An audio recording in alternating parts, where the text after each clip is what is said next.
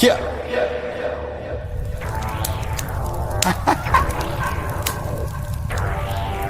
Yeah. I know they mad for no reason. I'm holding on to change my life.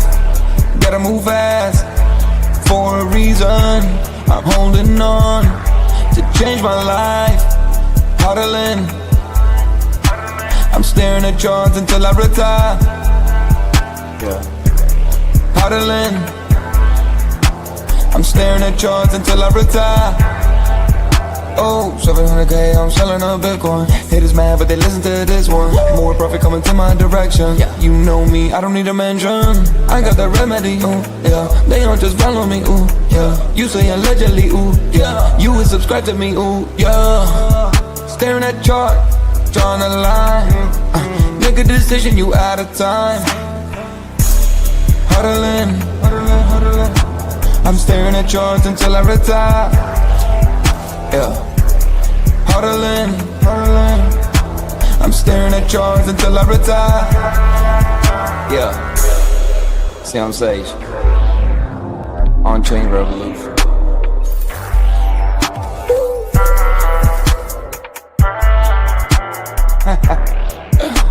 Done this.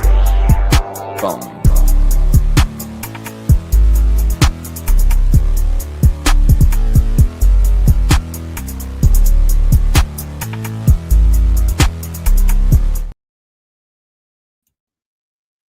Welcome back to On-Chain Revolution. My name is Shizzy. On this channel, we cover the entire crypto ecosystem. What is up, guys? We have an amazing show for you guys today because Bitcoin is on an explosive tear. We have gold dumping the shiny yellow rock that I don't want it. I'd sell it for Bitcoin right away. So it's one of those things where it had a double top. The double top seems to be something that we've seen in TradFi a lot. The double top usually means donezo. We did have one on the 4 hour for gold, and it is not stopping down to 41.29. It's all-time high of 43.39. So this is really, really good because it's down about 3-4%. 3-4% in gold is a ton of money. It is around $500 million. So we're seeing this thing, or $500 billion, I should say. So this is a really good thing that's happening because we are seeing gold down and the correlating rate into Bitcoin up, which means it's kind of reverse correlation there, which is really, really good in the sense of this is kind of what a lot of people were saying on the timeline, Yagobi included, basically saying that, hey, gold's going to dump, Bitcoin's going to climb. You're going to see money rotating from one asset to another. We did see a top last week when we were seeing lines in Australia, lines in Japan, lines in all these other countries. It seems like it was more east. But then, you heard Costco was out of gold. People were lining up early in the morning to kind of get it for that price. What Costco does is they set that price at right when they open. So whatever the price is right when they open is how they sell it all day long. So people were trying to front run that for the next day. They'd come in and they sell it back. So you are seeing the gold trade kind of go away, and you're seeing Bitcoin skyrocketing now just under 112. You have Ethereum just over 4,000. Tau back to 415. Hustle sitting around 50. 5.7 million. I think this is a great opportunity for anyone who hasn't got Hustle yet. Merle's doing what Merle things. Merle just kind of has been sideways, waiting for Bitcoin to go upward again, sitting around 34 cents. One of the strongest coins I've seen this cycle. I mean, I'm so proud of Jeff, man. What he's been able to do with Merlin. I mean, somebody on timeline was talking crap the other day. He was like, "What has Merlin done?" I mean, the Kraken listing, the Korean top exchange, I think is Upbit listing, and then you have partnerships with TradFi to do BitFi. He is one of the leaders in Bitcoin DeFi right now. Like it or not, it's happening on Merlin. So, just really excited for Merlin going in the future. You got some coins are down. You have XRP down a little bit. You have Hype down a little bit. BNB down a little bit. Dog down a little bit. And then ETH Bitcoin, which we need to see go down as well. The DXY looking strong, sitting at 98.8. We do here anyway. My perspective is we need the DXY under 96, under 95 to actually enter the bull run. So hopefully this happens. Hopefully it happens very soon. But until that happens, I don't see an alt season. We need two things, in my opinion. We need a DXY dropping, and we do need quantitative easing. But I do think we get both of those in January. honestly. So, but without further ado, let's get the show started. A lot to go over, a lot to talk about today. So bring up my partner here as always, Mr. Yagobi. What's up, buddy? What's up? What's up? What's up? What's up, man? How you feeling today, bro? I feel good. I feel revitalized. Had a road trip over the weekend, got in late Sunday. So yesterday I was feeling a little sluggish. Today, feel great. And also, the markets look like they feel great, right? And the crazy correlation between that huge red candle for the gold side and the huge red or green candle, I should say, for the Bitcoin side is amazing, right? So, we're going to see how intense this correlation is. But I'm excited. I'm excited to get into because there's some other signs as well in the risk on environment that I'm seeing, in the trenches and stuff. I've stayed away from the trenches for the most part the past, I would say 3 weeks, just glancing, because you always got to see what's happening. Doesn't mean that you got to spend all day over there, but the past, I would say over the weekend, you're seeing some coins and tokens holding. You're seeing different activity. So that's an exciting thing to witness as well. Yeah, 100%. It's almost like the trenches kind of front ran Bitcoin a little bit in the sense of, ongoing, users, right? Because or buyers, because you are saying that the trenches really kind of started this week, and Bitcoin really just started today. So that's really awesome to kind of see. It's maybe a front, maybe you can kind of see what's going on in the trenches and then go long on Bitcoin, because that could be the possibility of what happens next. Yeah, I mean, well, I think that's what ends up kind of happening anyways, not necessarily front running Bitcoin, but like, turning your profits from the riskier assets into the less riskier assets in our space with Bitcoin. You can say Ethereum and stuff like that at the end of the cycle, not really to kick off Q4, but yeah. No, I meant like because you were talking about the trenches getting hot again, right? So we should have kind of seen Bitcoin getting hot again. That was kind of my point. Yeah, yeah, I guess so. I didn't really correlate the two this time, and maybe because they did seem a little disconnected. And you're right, maybe that was something that they felt like, the big players went to the trenches and said, "Hey, let's set up some tokens to be ready for once Q4 really does pop off." I thought about that; that crossed my mind for sure. But nevertheless, we are here.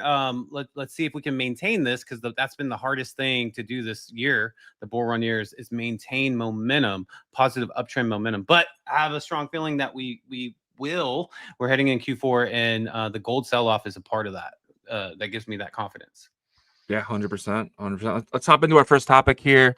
Crypto trenches are heating up, narratives popping, liquidity flowing back into the market. What do you get from this title?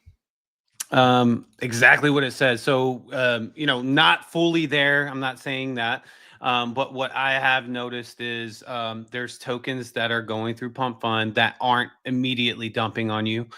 There are tokens that do that still, but you're talking about the ratio, the percentage of tokens to do that has gone down from what I've experienced. And so you're able to use your tools that you have, right, to help you, and they actually help you right now. And I would say 4 weeks ago, month and a half ago, that wasn't the case. You were just constantly getting dumped on by the coin deployers or these traders that had, these amazing tool sets, right? And now it just seems like there's more of a appetite for, hey, let's see if we can get one of these to run. And that is always a good thing to, build community and stuff like that. So we'll see. Again, I'm not fully convinced yet, but I definitely see a difference. I'll tell you that.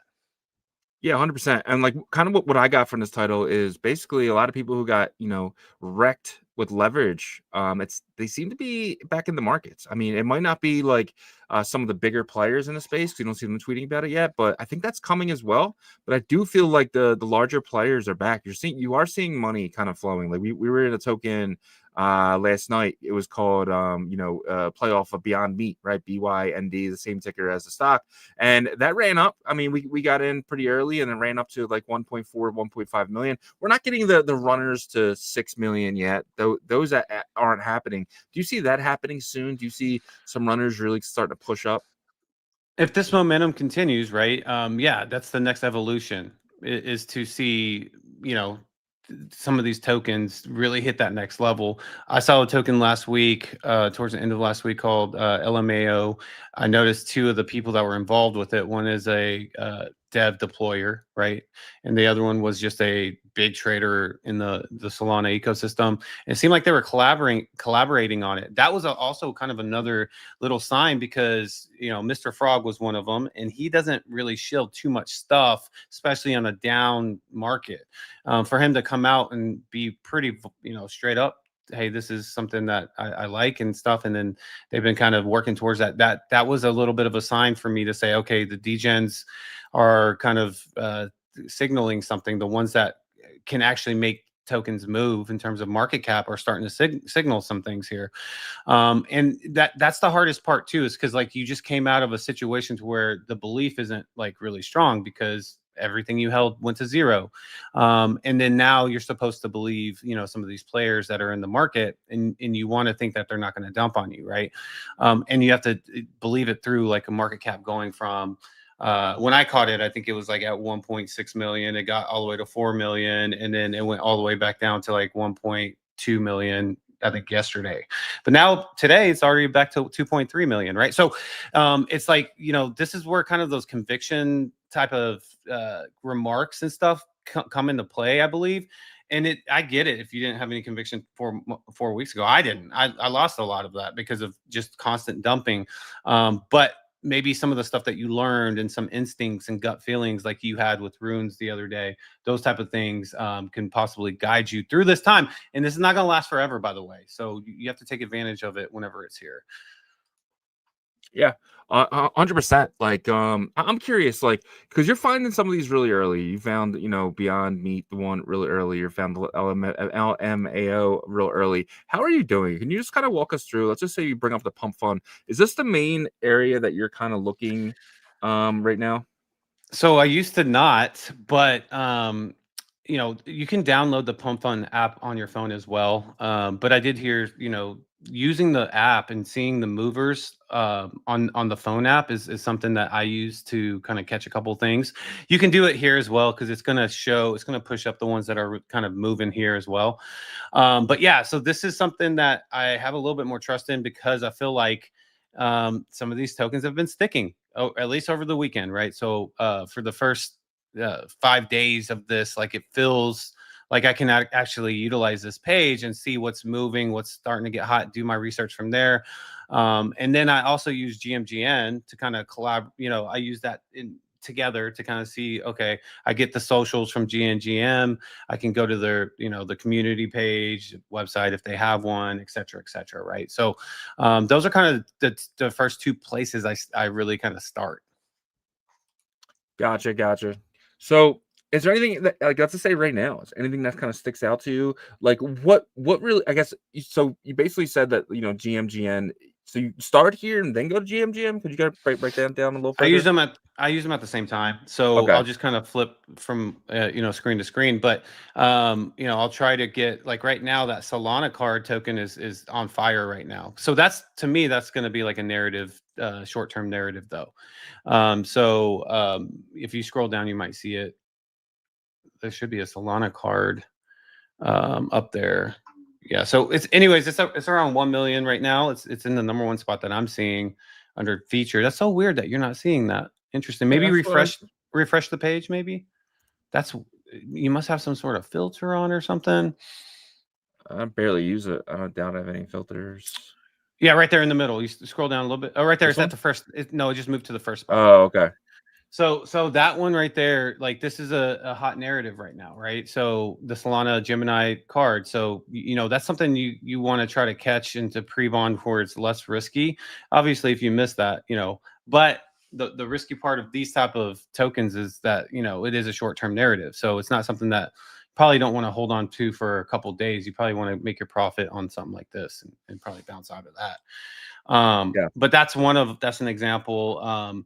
What else is something like, so that token to the right there with the little girl, that one was a token that bonded about 3 days ago, and it got to like $15 million. That's just a copycat right there. Don't get into that if anybody's listening in.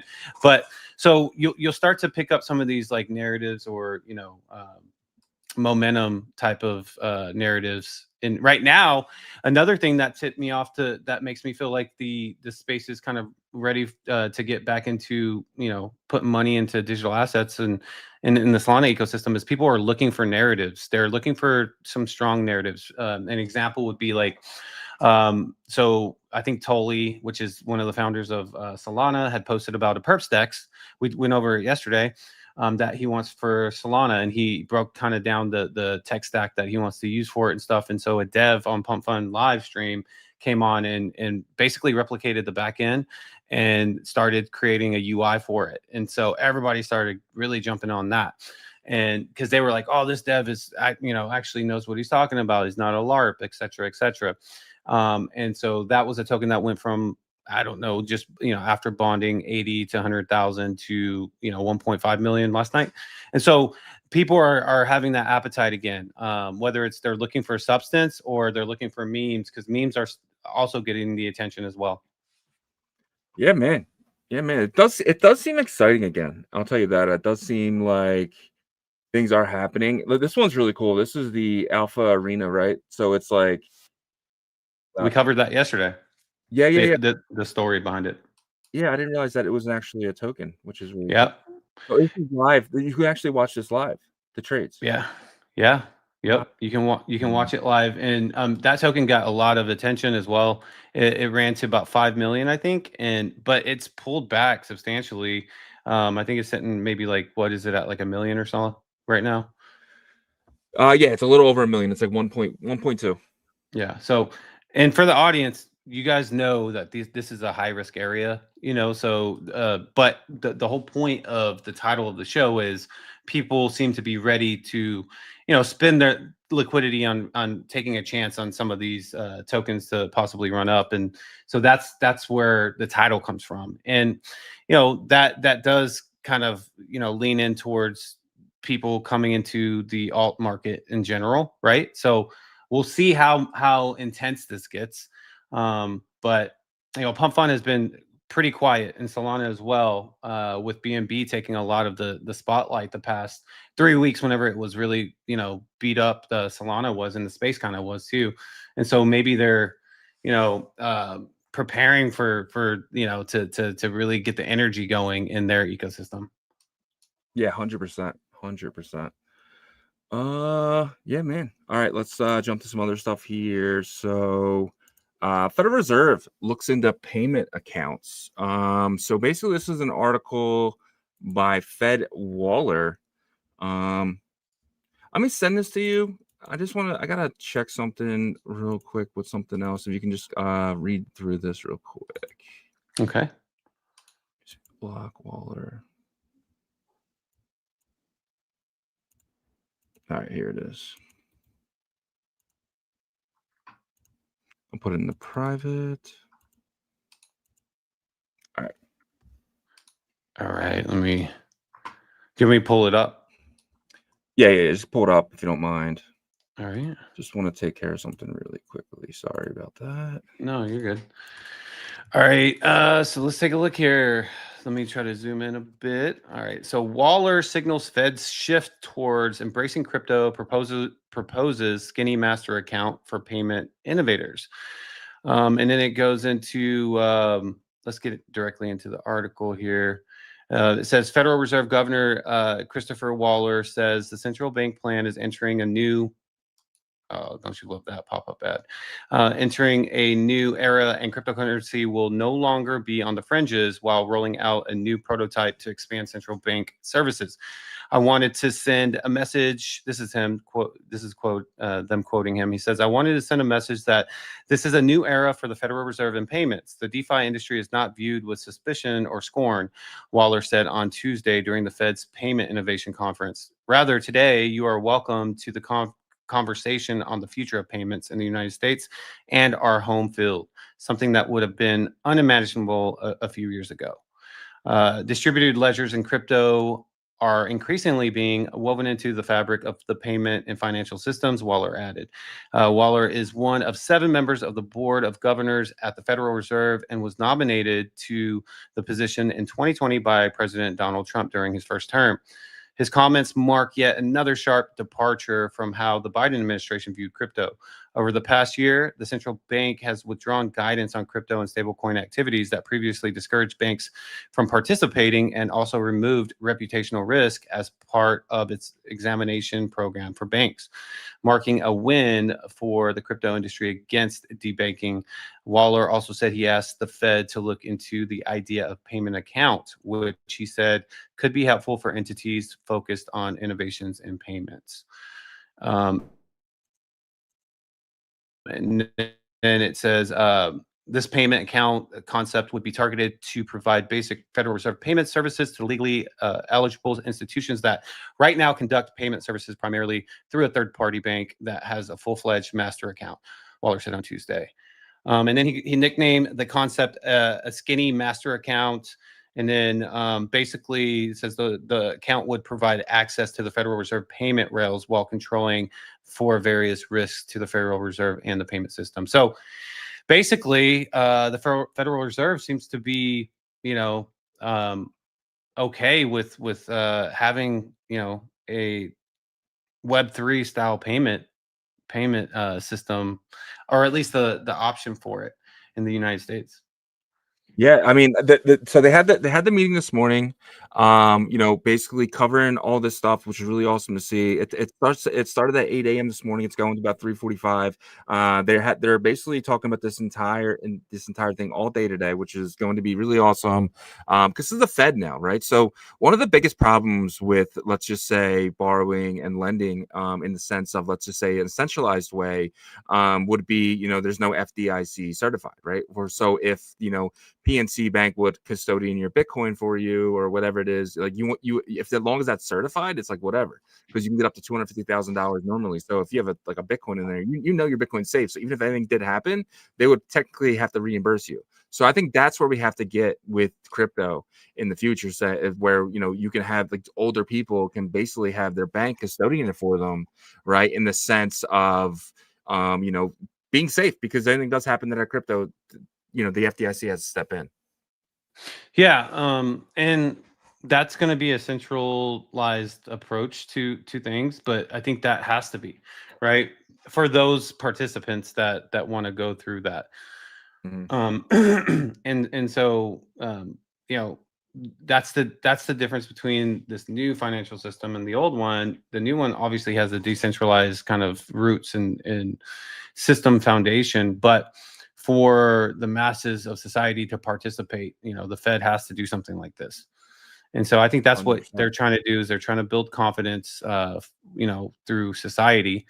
Obviously, most specifically the United States, to that, if something were to happen, that they would be taken care of. And I'm curious of what your thoughts are on that. Do you like that? They're going to be centralized and stuff like that, in Web3? Well, I do, because you saw the guy from yesterday we talked about, the XRP guy, right? He had over $3 million in XRP. If that was in a bank, right?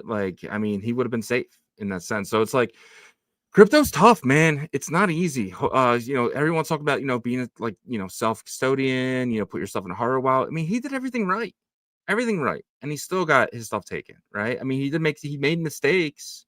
Obviously, he thought it was a cold wallet, but it ended up being a hot wallet. But do we really want to see this? I didn't even want to tell my wife about that, because I don't want her ever worrying, one day yeah, we're finally doing great, and then my wallet get hacked, and then it's we're not. Everything I've done over the last 7 years in his case was for nothing. You know what I mean? He wasted all that money. Every dime that he took out of his paycheck to buy XRP is all gone. So this kind of steps in for those type of people. Yeah, I agree. And because what ends up happening a lot of times is, let's say that he falls on hard times in the next couple of months, he's gonna become an enemy of crypto, because of his experience. So I think that this is, as much as it sucks for the decentralized maxis, it's a needed part of the space if you want the space to be mass adopted. If you don't want the space to be mass adopted, then I don't know what else to tell you, but 100%.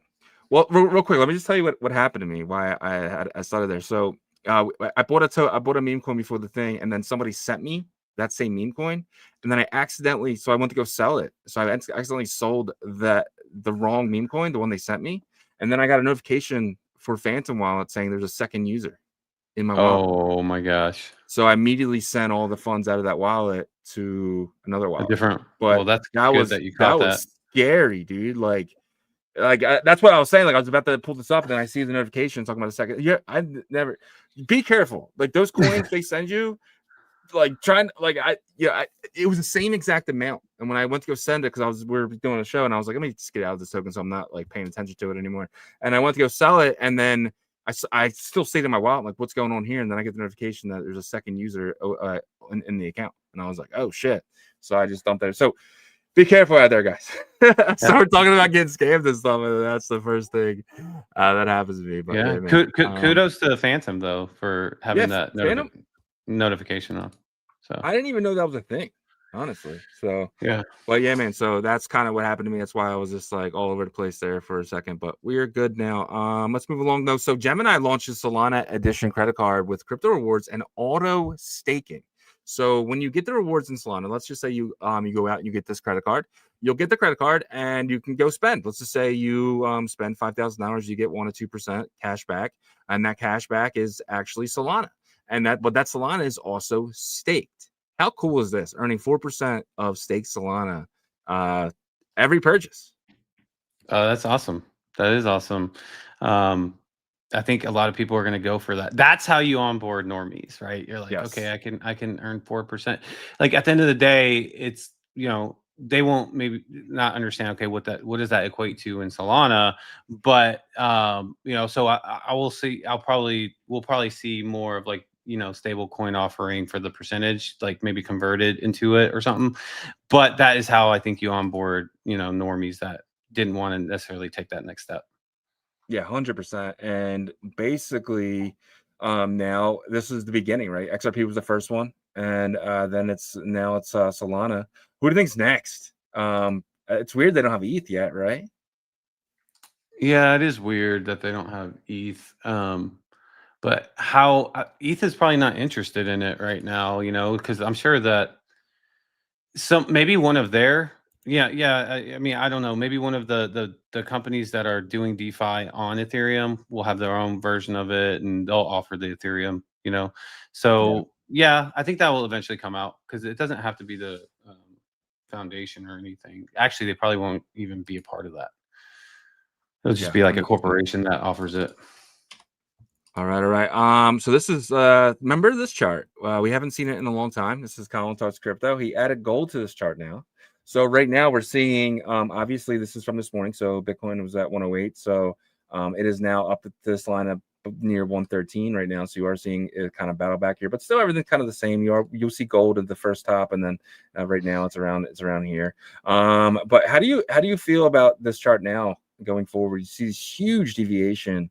But we've seen deviations in the past, right? So, but do you think we get some catch up here? Yes, I do. I think we get a lot of catch up there. I'm in the camp that believes that the rotation is going to be from gold to Bitcoin. And we saw a little taste of it this morning, and I'm not sure if gold is still dumping. But if that very clear correlation continues, then we know that's exactly what happened. People were going to gold because they felt like they weren't ready for more risk than that at the time. And then gold built up momentum. Then everybody jumped in. I bet you some part of our government played into this pump up for gold too. And then now it's, Bitcoin's turn. And so we're going to see if it's going to happen at the end of this month, like, because if we just started it, it could be a really exciting 2 weeks for Bitcoin. And maybe we see that first run up for the Q4 and see how that feels and looks. I mean, 2 weeks could be 3 months, right? We could have something in the sense of let's just say we're at mid-November, we're let's just say 135, and then mid-December we're sitting at 151. Right. I mean, that would be the ultimate catch up opportunity here, being by the end of the year, being over 150. Do you think that's possible? Do you think Bitcoin can get over 150 by December 31st?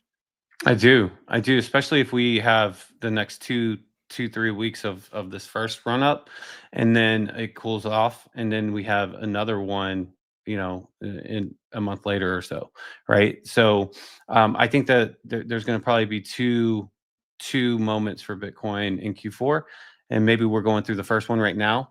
But I don't want to get ahead of myself because I've done that in the past, and again, I'll repeat the fact that this year out of this bull run has been the hardest to keep that momentum. You get that right before you get that euphoric feeling, it seems to get something happens, right? Kicks you right in the where. And so I'm excited what I'm seeing, but need further confirmation to say, okay, this is what we're experiencing right now. But I definitely like that correlation of the red and green candles, red for gold and green candles for Bitcoin for today on the hour chart, at least. Yeah. 100%. I'm actually in the. I actually think we can hit 175 by the end of this year. I'm actually thinking 200. I think the way gold moved last week, right? Gold is an asset that you need trillions of dollars to move it. I think we're going to see something like that for Bitcoin. I think a lot of countries are like, you know what, let's not do the gold thing, but we got to get something to back our currency. And I think a lot of them actually go into Bitcoin. I think this is kind of going to be the beginning of of potentially the biggest government buying opportunity you're going to see. I think it happens this year. I think they're going to see the front running of the United States, especially with the Fed coming out today. And I think a lot of countries right now are thinking about how can we print money to buy Bitcoin, because I think gold's out of reach for a lot of them, right? Gold's a $30 trillion asset. Bitcoin is a 2. So if you're sitting there and you're saying, well, what if there's a catch-up opportunity here? What if Bitcoin catches up in the next 10, 20 years to gold? So I'm thinking, dude, I think we can hit 200K. I still do this year. Look, there's a lot of people that were calling for it at the beginning of this year, at the end of last year, the 230 to 250 range. I mean, I was in there. I think I was calling 250 to 350 by end of Q4. Mind you, this was like early this year and late last year, which I didn't know we were going to go through all the being punched in the face over and over. Yeah, 100%. So last night we saw some heavy dumping by BlackRock, Binance, and Coinbase, right? So that seems to be over now. I think a lot of people are kind of waiting for this, because if you dig into this, right, you see Binance. Obviously, we see this a lot, but they're dumping. This is just them dumping. They sent some to Wintermute. They were getting rid of all their Bitcoin and stuff like that. And then you've seen, this is BlackRock. This is very normal, though, right? We see this every single day. The Athena one's not much, but the IBIT ones with Coinbase Prime, they're just taking what because every share is backed by a certain amount of Bitcoin, so they have to, once they sell the day before the market opens, they have to make sure everything is redeemable, so they sell into that. So I'm not really worried about the BlackRock one as much, but this one was a little scary. This is Coinbase. They're sending to Gemini. They're sending to crypto.com. They're sending to Falcon X. They're sending to Flow Trades. They're sending into a lot of other hot wallets as well, but they were dumping crypto this morning heavily, which I'm kind of shocked about why we're flying up here. I mean, we're at 113 right now. I mean, this candle is absolutely insanity right now, but yeah. Why would they send to all of these other entities just to sell down? No, it's arbitrage trading. So what they'll do is they don't want to, like, they are selling it down. That's the whole point, but they don't want to sell down on one exchange to kind of mess up the arbitrage. So that what they do is they kind of just have their own arbitrage team that actually goes into these exchanges and kind of keeps price fluctuated with everything else. Well, if it's arbitrage, though, isn't it just buying and selling though at the same time? So this is all deposits. You're not seeing any buys. You're not seeing anything go the other way. I mean, this is 5 hours of dumping. Yeah. That's interesting, because I would feel like they would have some market insight, you know what I mean, in terms of what we're going through right now. But also these could be, just I'm sure a lot of this is their customer base, right? And so they just execute off of that too. But you said it's arbitrage, so maybe not. I don't know. I don't know what to think about. Well, it could be arbitrage, right? No one really knows. Like, that's probably why they don't dump it all on Coinbase, their own exchange themselves. They actually take it to other places and dump it there, so they don't like push an arbitrage situation. Yeah. But look, I mean, I'm not worried about it because we're up from yesterday, and Yeah. maybe it was just some sort of standard protocol that they go through. I don't know. I got to jump into that a little bit deeper, but whatever's happening today, I feel like it's there's obviously that correlation with gold, and then as Bitcoin goes up in price, I think we need to look for those kind of screenshots that people do with Binance selling down and all these things, Mhm. because I think some of it is just kind of standard protocol. Some of it is selling down, I'm sure, but just getting more information on that, because it's there's a lot of online on-chain sleuths that do a good job of showing Binance is selling this down, but then they kind of stop with the detail of like, oh, but this is a lot of their customers selling down, so they're basically just processing this for them and all these things. So if we get a lot of that similar situation as Bitcoin's going up, then I think we got to scratch our head and say, okay, so is this just more of a standard procedure type of thing, or is it them dumping as hard as everybody says? Because you and I both know whenever a number goes down, someone's wanting to point the finger at somebody, right? Mhm. So 100%. 100%. All right. Next thing's interesting. Major asset managers like BlackRock are encouraging large Bitcoin holders to move their coins into ETFs via in-kind transfers, bringing them in the Wall Street system. BlackRock's head of digital assets, Robbie Mitchenick, said the firm has already facilitated over $3 billion in Bitcoin conversions to ETF shares. How do you feel about that? Large Bitcoiners actually taking their Bitcoin, giving it to BlackRock, and then in return getting ETF shares. I think they'll do it because Bitcoin maxis act like it's just Bitcoin is everything and that's it. But then Mhm. whenever they can fill their pockets more, I'm game. This will help Bitcoin. This will, what I mean. And so I expect there to be a lot of maxis that participate in this. And when I say maxis, I'm talking about the ones that try to act like they're better than the rest of the space. Plan B, it's somebody who's done this. Plan B was as soon as they did the redemptions, he took all of his Bitcoin, he said it, and he put it in ETFs. He said that just because he takes the target off his back. In the sense of people saying, if he's being robbed and stuff like that, he can't just like go and redeem his Bitcoin right away and give it to them, right? He has to actually wait a few days and stuff like that. So he said he did it as a precaution. How do you feel about that? Bitcoiners kind of doing that as a precaution, because they're saying, hey, BlackRock is safer than my hardware wallet.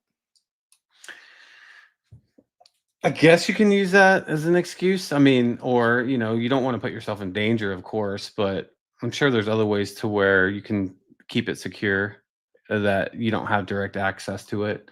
Yeah. But I guess you would want the insurance of BlackRock being the custodian, or whoever your brokerage is going through or whatever. So sure, in that case, it makes sense. I think that it's okay to do that. By the way, I'm not saying that Yeah. they shouldn't do it. I just don't like the preaching about something and then looking down on everybody else. But then you go ahead and work with like Wall Street, you know what I mean, and TradFi directly. So just do it. You know what I mean? Just do it and be okay with everybody else. Yeah, 100%. And one thing about this too is like there's no tax with the in-kind redemptions. There's no taxes. There's not a taxable event. If you take your Bitcoin and you basically put it into BlackRock, you're getting the same exact value back, right? Minus probably a small fee in shares. So that's one thing that they're liking too, is the fact that they don't have to sell down their Bitcoin and then buy the ETF, go through the the taxable event and kind of move forward. So BlackRock's giving them a way to kind of get into the ETF without actually going through taxable event. And some of them probably would have, some of the Bitcoin maxis honestly would probably just have bought the ETF if it was available years and years ago without actually buying the Bitcoin itself, because they don't care about centralization. At the end of the day, they don't give a shit. All they want is number go up. They don't care about a lot of them can't even explain to you how Bitcoin works, which is the funny part. That is funny. All right. So Coinbase has reached an agreement to acquire Echo for approximately $375 million. Echo is a platform that enables crypto companies to quickly raise capital directly on chain. Brian Armstrong, so they what they did earlier yesterday, they came out first and they said, hey, we're buying his up only NFT and we're going to burn it. We spent $25 million on it. in reality, that was a publicity stunt, and basically they bought Echo for 400 million. Had Kobe throw in the NFT basically for free, because it was people were saying that it was valued at 400 million, so they got a deal on it. But in reality, they bought the NFT, which made up the difference. But they did come out, they did burn it. It did bring everyone on the timeline was talking about Up Only TV. Up Only TV is a podcast TV show, I guess you would say. It used to be on YouTube. It's like 56,000 subscribers, not a lot of subs there, but they interviewed some of the biggest players last cycle: SBF, Do Kwon, pretty much everyone who scammed, right? They interviewed all the scammers from last cycle, but now potentially they're going to be on Zora, because we do know that Base has launched their new platform. It's called the Base app, and on the Base app, you're going to have live streams. Those live streams are going to be through Zora. And right now, if you go to Zora, you can actually sign up for the wait list to kind of get up on there. We've done that already. So once that's available, we're going to be live streaming on Zora as well. But how do you feel about Kobe being back? One, it seems to be he's been sidelined for a while, and two, potentially moving to Zora. I mean, he's been a big figure in the industry for a long time. Actually, there's been multiple meme coins just launched based off of something that he's done or something like that, right? So I'm not shocked that Coinbase did this collaboration with them. I'm sure that Brian Armstrong knows Kobe, personally, and whether they're friends or not, I don't know about that. And so it was just a collaboration that I'm not too surprised about. I just remember Kobe being that person that really kind of wrecked the market with a tweet whenever he said that CZ is on the run by Interpol. And then, I forgot about that. That was him. Yeah. So then all of a sudden, like, the markets flash crash, and I think I was in like a leveraged position. This was 2022 too, and so so he definitely is a person that has he can have motion in the space, but he's been absent recently for a while in terms of being in the spotlight. He probably likes it. I mean, he just made $400 million, right? So, yeah, I mean, he's this. I didn't even really hear about this company for. I mean, we've heard about it because we have some friends that have done some stuff with them. But besides that, I didn't even know this investment company was real. So you basically go to them with a project if it's basically like the people who hold the tokens basically kind of say or whatever hold, like, I guess you put money up or whatever, but you get some kind of voting in the process of what they invest in. So I don't know. It seems new. It seems different. It's all on chain. So shout out to Coinbase. I mean, just doing what Coinbase does, or just buying up opportunities. Coinbase is weird though, because I remember when SBF was buying up everything. They bought up Celsius, they bought up BlackRock, and Brian Armstrong was like, where is he getting this money from? Well, I guess the question here is, where's Brian getting this money from, unless they're just selling down stock? Yeah. I mean, do you think that they would even do that, first of all? What do you mean? Sell down their stock? They have to. I mean, that's how they get cash, right? So cash flow, but I thought you have to get that approved from the. No, I guess you can start on the stock whenever you want. Yeah, I mean, I think Beyond Meat did it today. So, oh, of course they did. Well, wouldn't you if your stock was 49 cents and now it's $2 and you can pull out hundreds of millions? I mean, yeah, I'm not hating on them for that. They definitely took advantage of it, which most people would in their position. So yeah. Let's go back to this. Kobe tells Brian Armstrong, "Thanks for playing." Basically saying, I'm not streaming. Like, I lied. Like, I'm not gonna go through with this. But thanks for playing. After Brian Armstrong burned a $20 million NFT. But we'll see if Kobe comes back. And people are saying, his list of people he potentially wants to interview are James Wynn, which I think would be pretty funny. Dude, well, you got to make sure he's not on those 1970 Quaaludes whenever he's on. I know, man. I don't know how he even has them, but he's definitely on his. I forget that movie. What's that movie called with Leonardo DiCaprio? Wolf of Wall Street. Wolf of Wall Street. Yeah. All right, let's get into the crypto fear and greed here. So last week we were at 42. Yesterday we're at 30. We're a little bit higher than yesterday's 30. Where do you think we're at? 32. Pretty much 33. sitting there, still in fear. I don't feel in fear anymore. I mean, we're about to hit 114. It was funny because Ansem had a tweet last week. It was like the most bearish thing possible about the run over. And then his last line was, "As long as we don't get over 112." And we did today. We did. So it was like, what? And everyone was saying in the comments, like, this tweet was great up until the last line, where you basically said everything I said, as long as we get over 112, is out the window. Yeah, that's pretty funny. And it hit, of course it hit. I don't know. I felt like he kind of knew that it would hit. He was just, or maybe he put it in his back pocket. The one person that you just cannot listen to is James Wynn. I know. I mean, that guy, and it's because he goes like 1,000% one way or the other. And like, I guess he just doesn't think that, like, you know, there's a chance, even though he's gotten the past 4 predictions incorrect. Yeah. So he's probably getting beat up still right now in his positions. I mean, he's talking about $69,000 on his time on the timeline. Like, I know. What are you even talking about right now? You're gonna say you think Bitcoin's gonna drop $1 trillion in value without like Michael Saylor coming in and just, you know, backing up the truck at this point? Like, I just can't see us ever getting them below 100 at this point. I mean, I can see 98 maybe, but that's like the worst case scenario. That's like going to war with Ukraine or something, right? The US just jumps into war and says we're, or something, you know what I mean? Like, I can't see anything happening to get us that low. I mean, that seriously worst case scenario.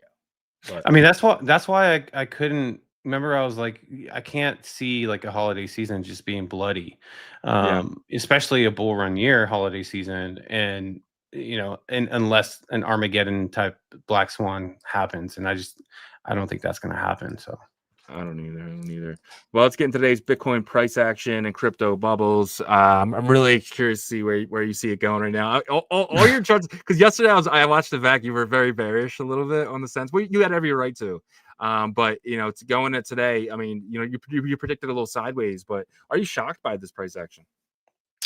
Yeah, I'm a little shocked because, you know, it's aggressive. It's you know, in your face type of price action, right?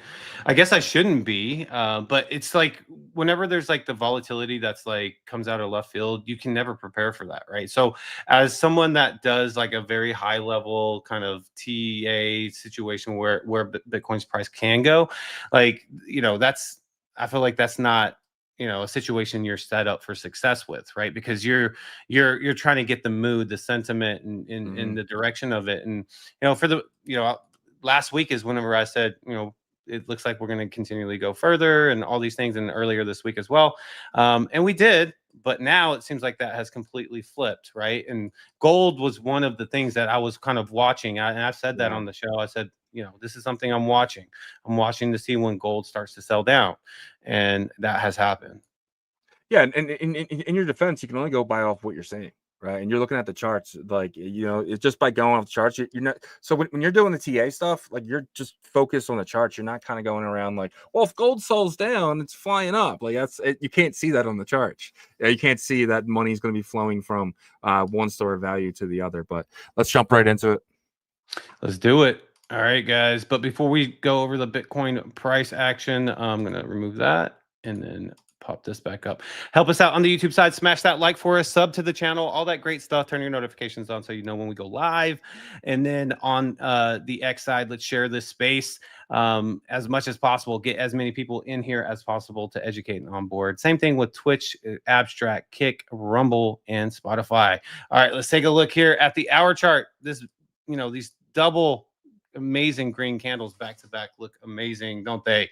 You can see that the uptrend is officially here on the hour chart, at least, right? And the MACD looks great. You see just that powerful momentum to the upside as well. Let's take a look at the support and resistance levels. I'm sure it's going to be very lopsided on support. Let's see where we are with this. Squeeze in like right there. All right, squeeze out a little bit more. All right, that's perfect. Okay, so the price that we're at right now, which is 113,463, resistance has come in, you know, because it, you know, very aggressive to the upside. And so you see that resistance came in and kind of started to win that battle back. And this is the highest volume area as well, as you can see. And below that, though, we have the support really catching all of these knives, right? All of the sell downs that are coming in here. And so, you know, this is two really strong green candles back to back, right? So I'm not too shocked that the resistance came in this at this area right here, but that doesn't mean we won't go, you know, higher today. We just probably have, you know, this sideways action right now, and kind of seeing if you know, the bears are probably trying to see if they can continually push this down. But again, support is all winning all the battles from 113,500, well, right below that 113,200 to about 112,800, right? So it's a bullish sentiment day. You can just feel it. You can see it in the price charts as well. So maybe we're taking a little bit of a pause here. But for me, like if I'm having my trader hat on, I am saying, okay, let's see if I didn't get into a position already, let's see what happens here, right? Let's see if we get a little bit of a pullback, how aggressive the pullback is. And, you know, if it's not too aggressive and it's a little bit sideways, maybe I can find an entry or something like that. But I would still probably be a little bit more patient, maybe wait even for the next day of a pullback, possibly for tomorrow, but we shall see. But today's great day, you know, getting that momentum back was awesome, right? So, you know, I do expect probably a little bit of the sell down to continue and then continue our way back up, unless obviously the headlines, you know, mess that up, you know, like it has in the past. You can see here on the 4-hour chart, the 4-hour chart just opened back up. So these are always situations I'll talk about, you know, especially with these indicators, you know, the momentum indicators like the MACD, it looked like it was closing up. In fact, if you were a bear and you use these type of indicators, you might have gotten wrecked here, right? Because you know, using the 4 hours, the larger time frame, and the larger time frames are, the more safe your, I guess, forecast can be. But even on these larger time frames, you can get really nuked, right? So if you were a bear and you were trying to short here, you just got really nuked in your position, right? So I'm sure a lot of bears did not feel good if they use the 4-hour chart to find their position. And so, yeah, this opens back up. I think that hour chart's going to be very important. If we can work our way to 114, 114 and a half, maybe even 115 today, and, you know, this could be a continuation of this buy pressure here, and we kind of start a whole new kind of segment here.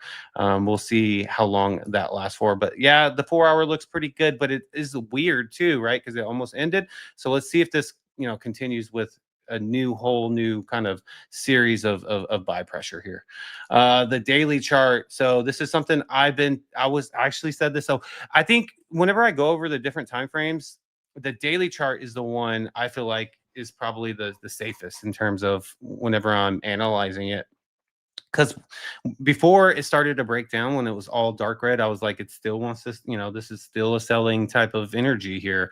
And then we started to see some white right here on the MACD, right? Meaning that, you know, okay, we're seeing a little bit of a breakdown in the sell pressure. And then we start to see this fast line curl up. Okay, so those are signs that we could be reversing and coming out of the sell pressure. I'm still not quite there yet. I need to see a small white candle and then the blue line cross over.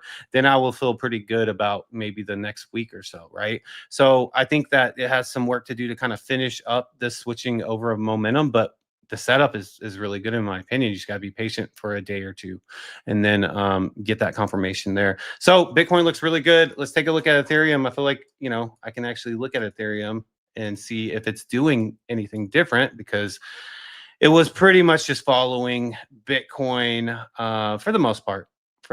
But yeah, today is very similar to Bitcoin. Obviously, we just crossed back over $4,000. Same setup here in terms of, you know, the bullish momentum on the MACD. We are heading to overbought territory for Ethereum. Let's see if that 4-hour looks good as well. So the 4-hour broke out as well. It rebroke out, but it didn't. It's not as an aggressive of a green mark on the MACD than Bitcoin is. So it is a little bit still kind of you know, slow behind it. But I think there's, you know, I think most people think there's going to be a moment where it kind of speed runs again by it, like it did in July and early August. But right now it's just trying to say, all right, Bitcoin, you ready? Are you ready? Because it seems like you're ready. So that's what I'm getting from it here. And if you look at the daily is going to be a very similar setup here, and it is as Bitcoin, right? So it's really actually looks like it's a little bit further ahead on the daily though than Bitcoin, which is weird. But yeah, just barely. It's not by much. I mean, you can see just barely here on the daily chart. Every other shorter term chart, it's a little bit behind that. So yeah, that's the breakdown for Bitcoin and Ethereum. Let's take a look here at the crypto bubbles, which is looking really good. We have a 95 to 5% ratio of uptrend to downtrend. Co-AI back at it, right? Just wanting to take dominance back. I guess. I mean, this is a really hot project on BNB. And then you see what else is up here? MakerDAO up 4.7%. Bitcoin Cash up about 5%, 4.9 to be exact. You got Stacks up 2.2%. Shiba Inu up 2.3%. Dogecoin up 2% here. XPL up 3.9%. You got ICP up 2.5%. XRP up 1.8% there. And then you have KCS, which is KuCoin's coin, up 2.3%. Pingu up 1.8%. Tau pulling back 3.5%. That's interesting. And then you got Hyperliquid pulling back 3.6%. And then Floki pulling back 8.2%, which makes a lot of sense because Elon Musk basically kind of maybe unintentionally pumped this token a couple days ago. But yeah, let's look at the top 200 here. Zora is, cruising with a 19.2% uptick. Falcon Finance up 12.6%. This might be a project to keep your eye on. They're working with Coinbase. They're working with all these other projects. Merlin even works with them to kind of find that yield for those BTC stickers there. And then you got some memes over here. You got Dog Whiff up 2.2%. Pepe up 15.3%. Eigenlayer up 2.2%, all-time high. I guess that's what that means. Up 9.2%, and Mix up 15.3%. This is a Perps Dex on BSC. Virtuals up 4% there. And what else? We have Jasmy pulling back slightly at 0.7%. And where's Merlin at? I thought it was on this top 200 chart. Oh, there it is. Up 4.2%.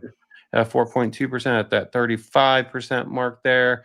And Fartcoin is up 2.5%. Fartcoin is up. That's a good thing to say. But that is Bitcoin, ETH, and the alt markets for you guys. Yep. Great job, man. As always, let's jump over to the roll call and kind of see who is here. We take the first comment of the day and we put it on a spreadsheet. Shout out Tim Baker. You have your 19th win of the year. Congratulations, you, with an oh yes, he put. So really awesome to see there. Followed by Webdro, not far behind him. A couple minutes. So shout out to Webdro. Moon Yacht Club is here. Shout out to Moon Yacht Club. He says retest. Hydro Sapien is here. So let's go, guys. He said we gotta have more conviction. Oh yeah, 100%. ASAP Benji says trench is heating up. Yo, Mr. Yagobi, you still bullish on Bitcoin billion dollar cap?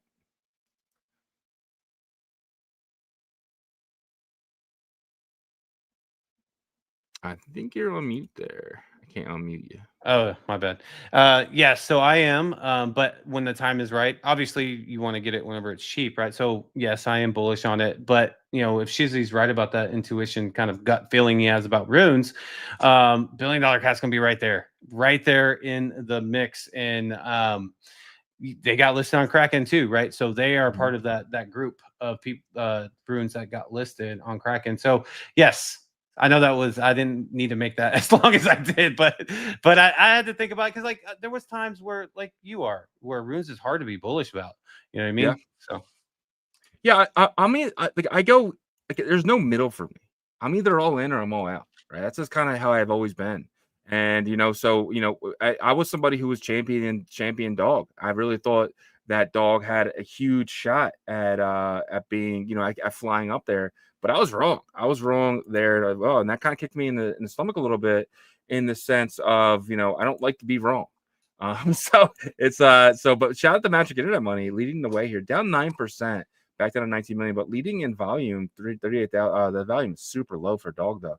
This is the only thing that's really scaring me about runes. I mean, there's only $7,000 in Billy.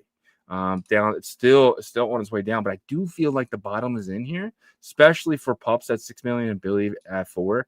I think these should easily triple in the next 2 months here. Man, just saying that makes me feel underexposed. Gizmo as well. I think Gizmo is easily back to 10 million in a gold. I got to remember, Gizmo is something that hasn't got listed yet, so Gizmo still has that potential as well, but we'll see. But moving along here, Bitcoin is Truth is here. Shout out to you, my friend. Abstract is here, my guy. K99, he said this market sucks. Well, not anymore.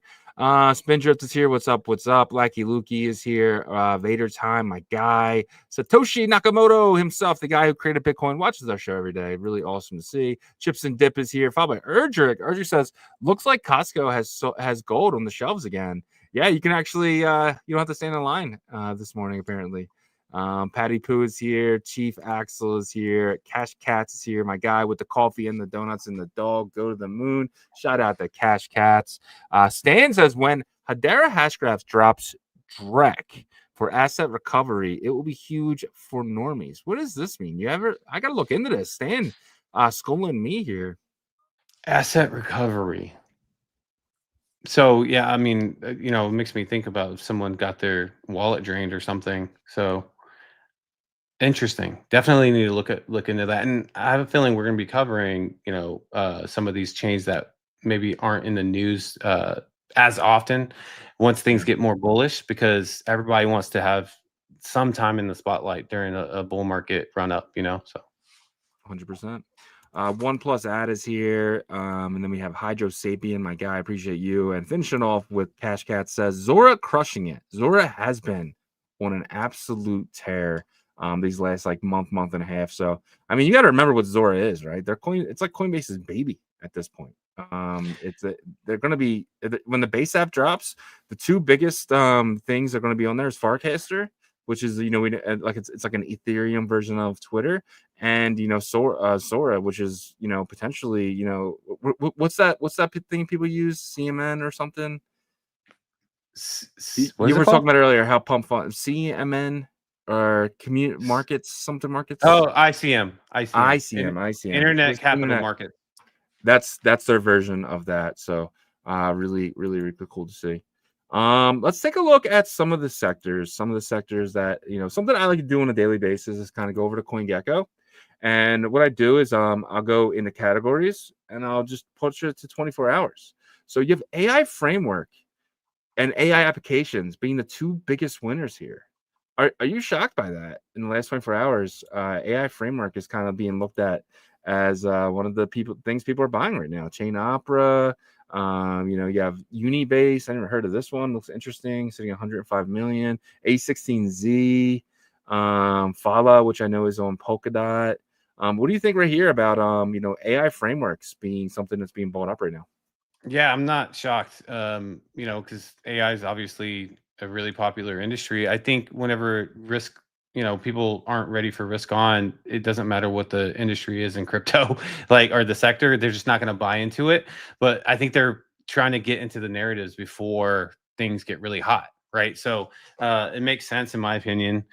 But the whole kind of energy right now to me is really bullish because, and I know it's day to day a lot of times in the space, but with gold dumping like that and Bitcoin jumping up like that, and now you're starting to see these type of activities with these sectors in our space. I feel like people are preparing for something, to finish the year. So we'll see.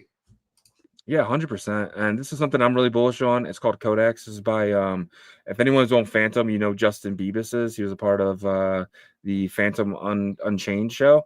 And he's building on Base right now. This is like an AI over there, and he's building on Solana as well. So this is very similar to Agent Hustle, though. But yeah, I think it's going to be one of the biggest competitors. But you can get it $3 million market cap. I'm so bullish on this, but I'm more bullish on Hustle. So I'm having I don't know. Maybe I should just dip a little bit into that as well. And then you have stuff like Swarm Network. I know a lot of people are really bullish on this. This is like a bunch of AIs and stuff like that. It's pretty crazy. And then Opera Chain, as we know, is just up and down. It's like up 40%, down 40%, up 40%, pretty crazy. But let's see what other sectors are popping. Let's go to 24 AI applications. What are some AI applications? I guess it's the same thing, right? I can't really see Aoki. I never heard of this. 64 million.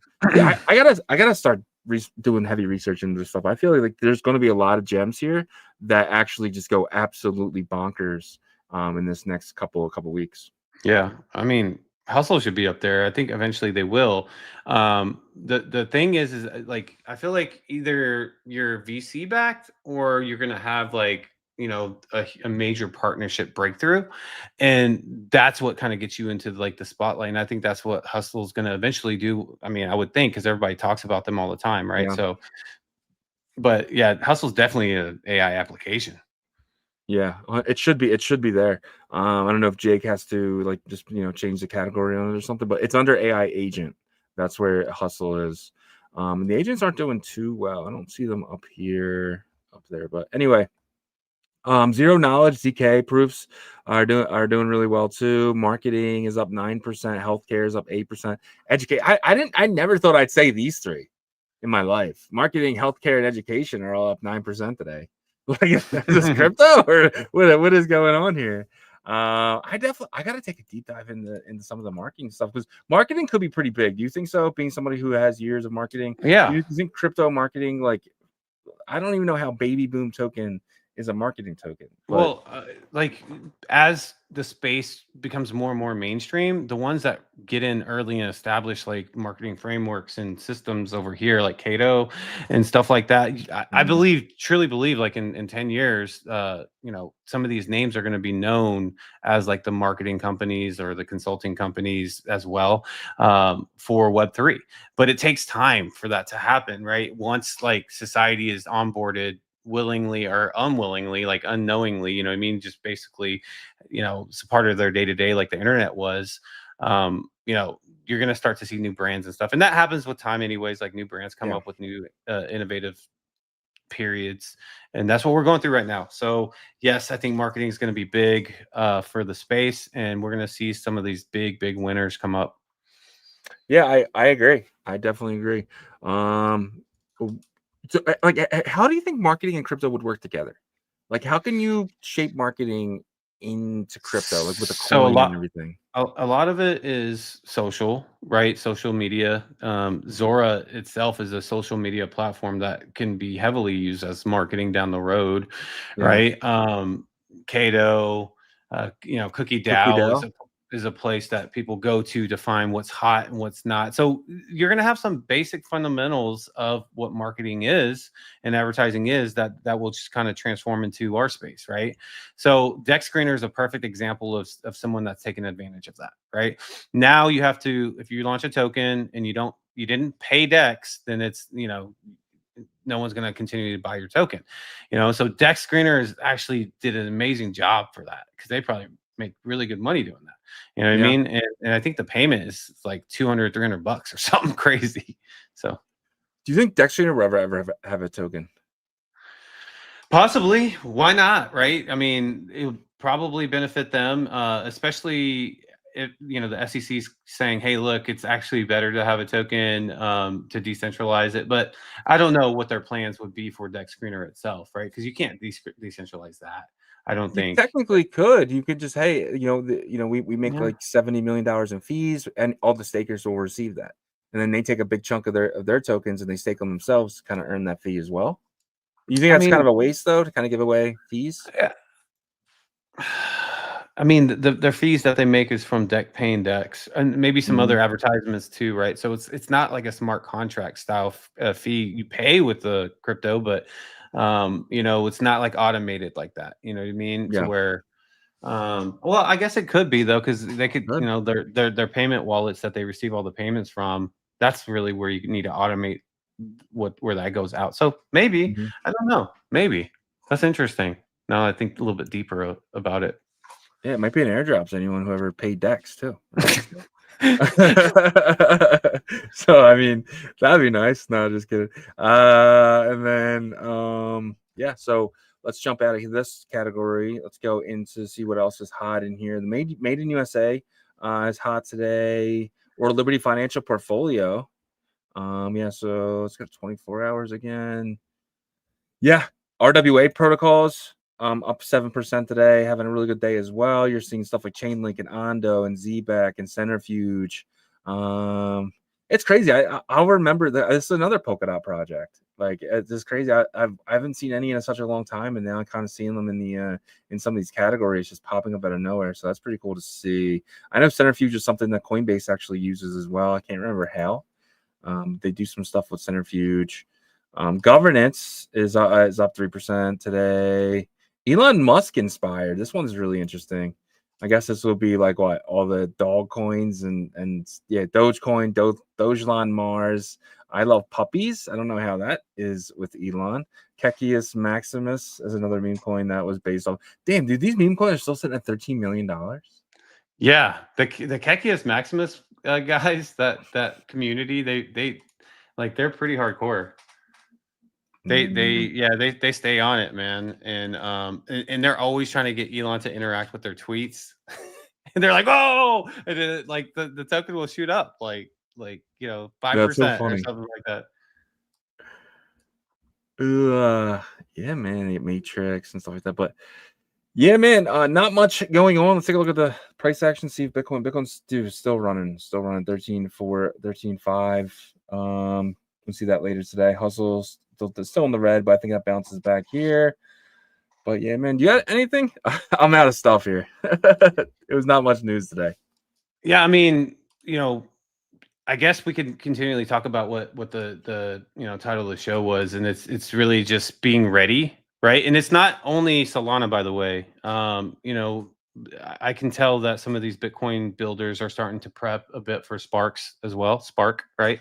And so I think you need if you delve in that world, right? If that's something that you are okay with, you have self-control and stuff like that, then you got to be ready.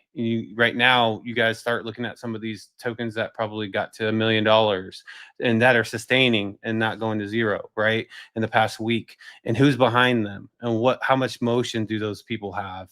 All that stuff goes into like this kind of,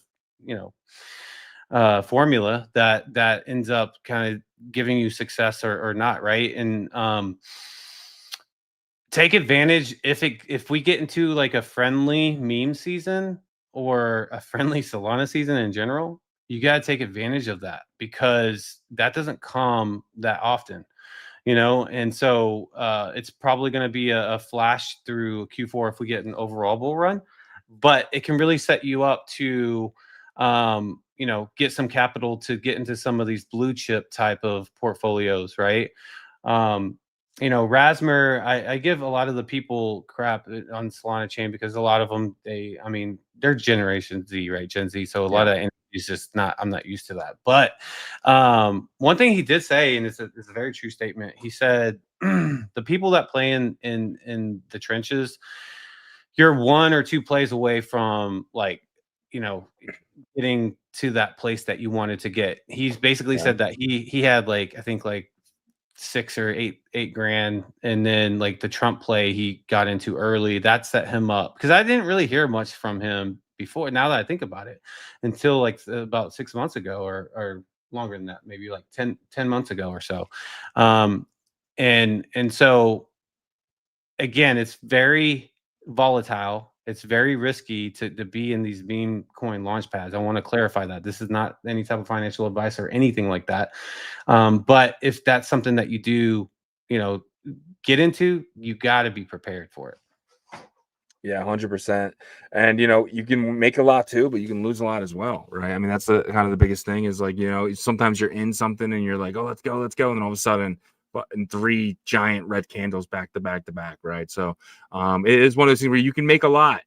But I also feel like, you know what I mean? Like if you didn't want to play in those games, I think there's a lot of AI projects right now that could really send your portfolio to Valhalla.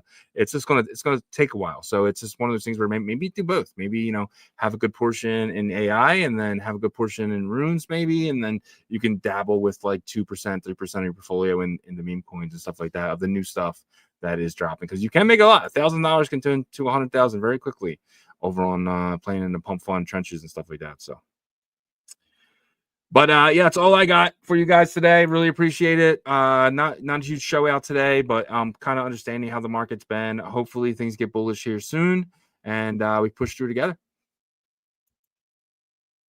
Absolutely. We appreciate you guys for hanging out with us today and supporting us. Without you guys, we could not do this. But also without our partners, we couldn't do it. So if you could check them out, then we would greatly appreciate it. Sats Terminal is the DEX aggregator swap for the entire Bitcoin ecosystem. If you're looking to swap for Bitcoin, runes, alkanes, and now Spark tokens, you can do so at satsterminal.com. And this is one of the things I was talking about, being ready to swap for those kind of Spark tokens, and this is a tool that you can use once Spark gets going.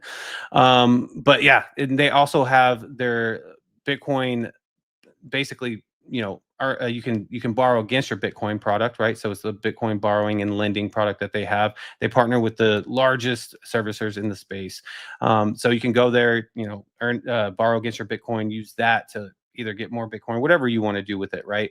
Instead of selling down your Bitcoin, as we're going to head into a phase where we all believe Bitcoin's going to go up. And then also, once you do get your wallet connected with the swap, you'll earn Amber points, and you get Amber points the first time you connect your wallet. You get a bonus of Amber points there. So take advantage of that, and you'll earn Amber points every swap, and those are going to go towards a give back for early adopters. So head over to satsterminal.com, check it out. And you can learn more there. And then Emblem Vault is the interoperability layer for the Bitcoin ecosystem. If you're looking to jump your ordinals from Bitcoin to Ethereum, you can use Emblem Vault to do so. Right now, you can actually take your Taproot Wizards from Bitcoin to Ethereum and take a loan out against them on the Gandhi application, which is the largest Ethereum NFT borrowing and lending application there. And they're going to be adding more tech stacks to it as well, other layer 2s, EVM, stuff like that. And then Solana is also going to be on that roadmap as well. And speaking of Solana, they have the best AI product in the Solana ecosystem with agenthustle.ai. You can use Agent Hustle to help find you some gems in the Solana ecosystem. So this is, again, another tool that you can use to get through the trenches over there, right? So he'll bring back a couple options for you and tell you why he thinks that they're solid options. There's also a conditional trading engine built in Agent Hustle that you can use. There's different subscription levels for Hustle. There's the free version. It is limited to specific tool sets, and then you get the paid versions, which you get a lot more of the featured tool sets. And you can use the Hustle token to pay for it, and you get a discount there. And the Hustle token is the single token that powers the entire Emblem ecosystem. Another project in the ecosystem is migrate.fund. If you go to migrate.fund, you can see how they help projects migrate from launchpad to launchpad in the Solana ecosystem. For example, let's say that you launched on Pump Fund and you want to migrate to Bonk because you just want new energy. The community wants something to be done.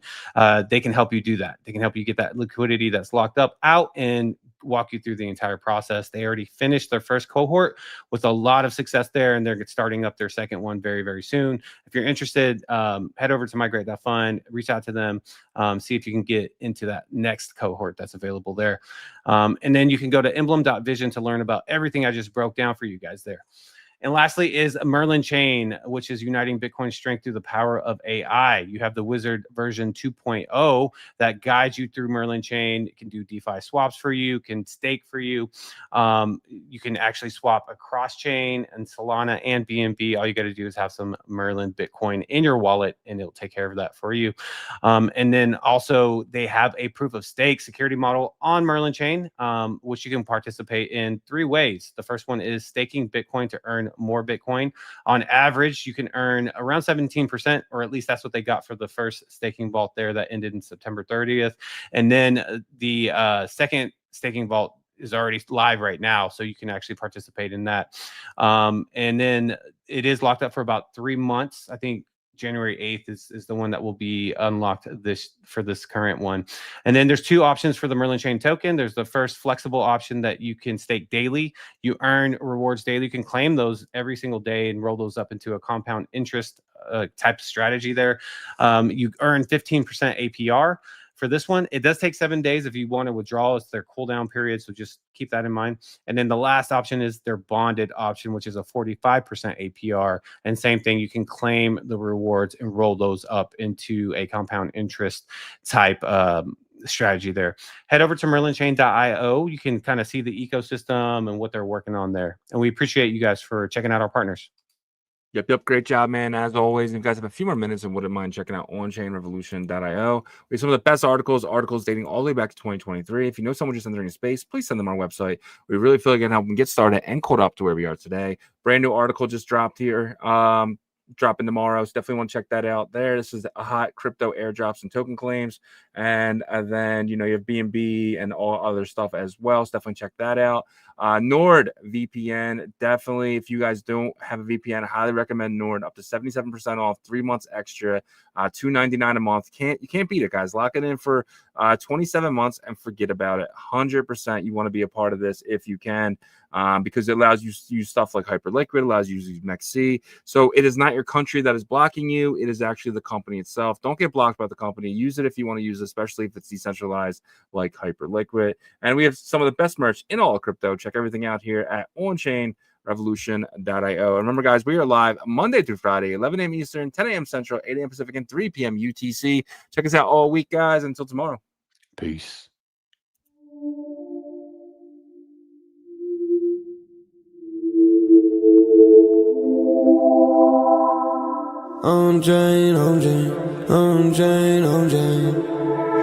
OnChain Revolution roll call. Market recap. You not bullish enough, no. You're not bullish enough, no. Look at the price go. Bitcoin control. Why you still coping? Price action rolling. Don't fall for bear traps. Swapping indexes and putting it up in the sex. I can take profit right now. OnChain is where I be now. You can never look back. They don't want you to know. How did the market react? Fear and greed gotta adapt. Now we bridging the tokens and marching the network right now. You know how crazy we are.